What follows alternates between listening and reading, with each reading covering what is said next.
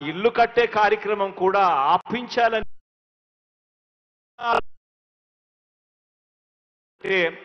అది కేవలం ఈ అన్యాయస్తులు మాత్రమే అని చెప్పి మాత్రం ఈ సందర్భంగా తెలియజేస్తా ఉన్నా.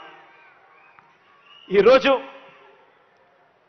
అవినీతిపరుడు చంద్రబాబు అని చెప్పి సాక్షాత్తు కేంద్రానికి సంబంధించిన ఇన్కమ్ ట్యాక్స్ డిపార్ట్మెంట్, అవినీతిపరుడు చంద్రబాబు నాయుడు అని చెప్పి సాక్షాత్తు కేంద్రానికి సంబంధించిన ఈడీ, వీరిద్దరూ కూడా బాబుకు సమన్లిస్తే కోర్టులు కూడా దాన్ని నిర్ధారించి అవన్నీ కూడా పరిగణలోకి తీసుకొని ఆ చంద్రబాబును జైల్లో పెడితే, జైలు దగ్గరికి వెళ్ళి ఈ దత్తపుత్రుడు ఈ దత్త తండ్రిని పరామర్శిస్తాడు.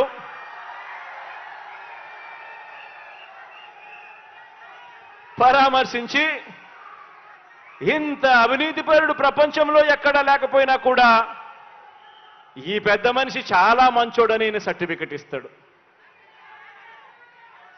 అక్కడేమో అవినీతి జరిగినా కూడా మాట్లాడాడు ఈ పెద్ద మనిషి. మన ప్రభుత్వం విషయానికి వచ్చేసరికి మాత్రం అవినీతి జరగకపోయినా కూడా అభాండాలు వేస్తా ఉన్నాడు ఈ పెద్ద మనిషి.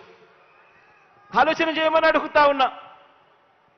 గతానికి ఇప్పటికీ మనుషులు ఎందుకు మెదపడు ఆ పెద్ద మనిషి అనంటే కారణం ఆ అవినీతిలో ఈయనకు కూడా పార్ట్నర్ కాబట్టి. ఎవడు నోరు మెదపడు, ఎవడు మాట్లాడడు, దత్తపుత్రుడు ప్రశ్నించడు. ఆలోచన చేయమని అడుగుతా ఉన్నా. మరో విషయం కూడా మీ అందరికీ కూడా తెలియజేస్తా ఉన్నా.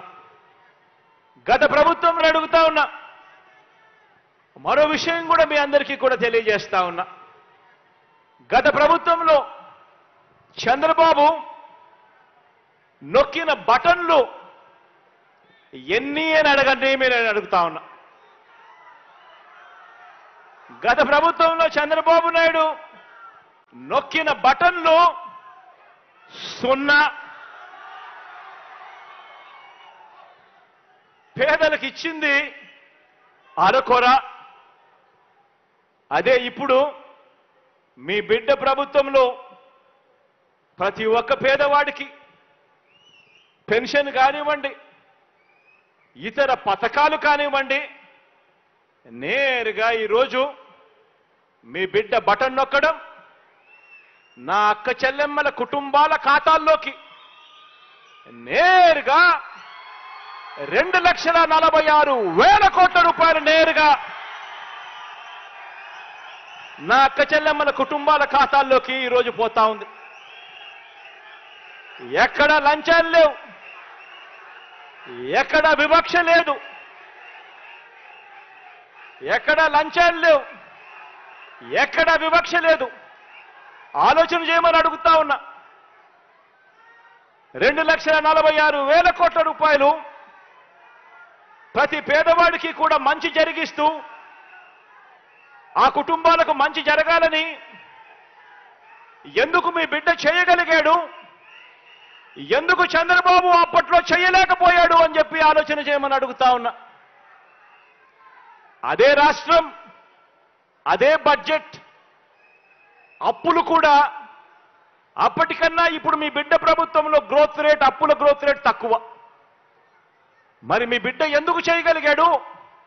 ఆ 5 సంవత్సరాల కాలంలో చంద్రబాబు నాయుడు గారు ఎందుకు చేయలేకపోయాడు అని చెప్పి ఆలోచన చేయమని మిమ్మల్ని అందరినీ కూడా కోరుతా ఉన్నా. అదే రాష్ట్రం, అదే బడ్జెట్. కేవలం మారిందల్లా ఒక్క ముఖ్యమంత్రి స్థానంలో కూర్చొని ఉన్న వ్యక్తి మాత్రమే మారాడు.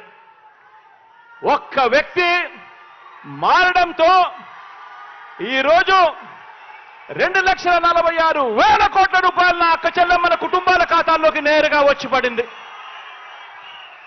కేవలం మార్పు ఒక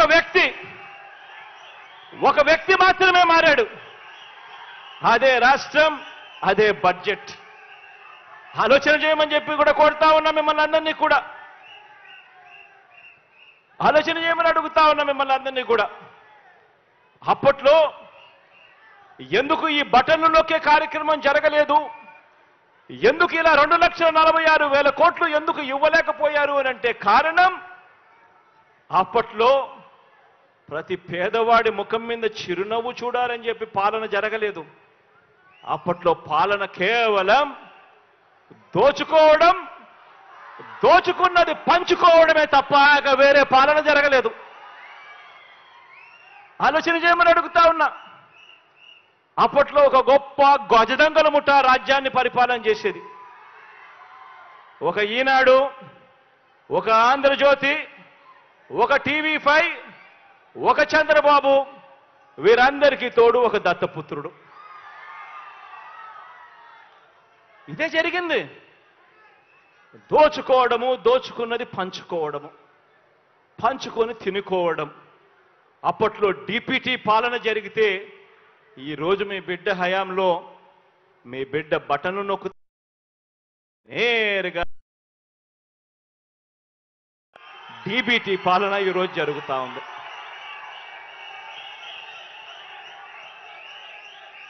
ఆలోచన చేయమని అడుగుతా ఉన్నా. చంద్రబాబు గారు ముఖ్యమంత్రిగా ఉన్నప్పుడు, చంద్రబాబు నాయుడు గారు ముఖ్యమంత్రిగా ఉన్నప్పుడు అమ్మ ఒడి అనే స్కీమే లేదు. ఆలోచన చేయమని అడుగుతా ఉన్నా. చంద్రబాబు నాయుడు గారు ముఖ్యమంత్రిగా ఉన్నప్పుడు అమ్మ ఒడి అనే స్కీమే లేదు. ఈ ఒక్క స్కీమ్ ద్వారా ఈ 5 సంవత్సరాలలో మీ బిడ్డ 44,49,000 మంది నా అక్క చెల్లెమ్మలకు మేలు చేస్తూ అక్షరాల మీ బిడ్డ బటన్ నొక్కడం, నేరుగా 26,000 కోట్ల రూపాయలు నా అక్క చెల్లెమ్మల ఖాతాల్లోకి పంపించడం జరిగింది.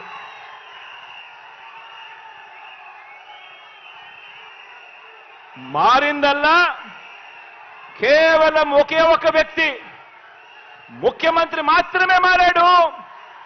నా అక్క చెల్లెమ్మలకు అమ్మ ఒడి అనే పథకం ద్వారా 26,000 కోట్ల రూపాయలు నేరుగా నా అక్క చెల్లెమ్మలకు వచ్చాయి.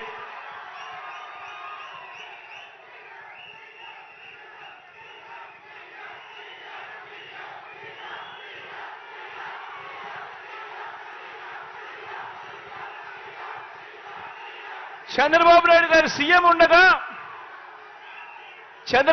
గారు సీఎంగా ఉండగా రైతు భరోసా అనే స్కీమే లేదు.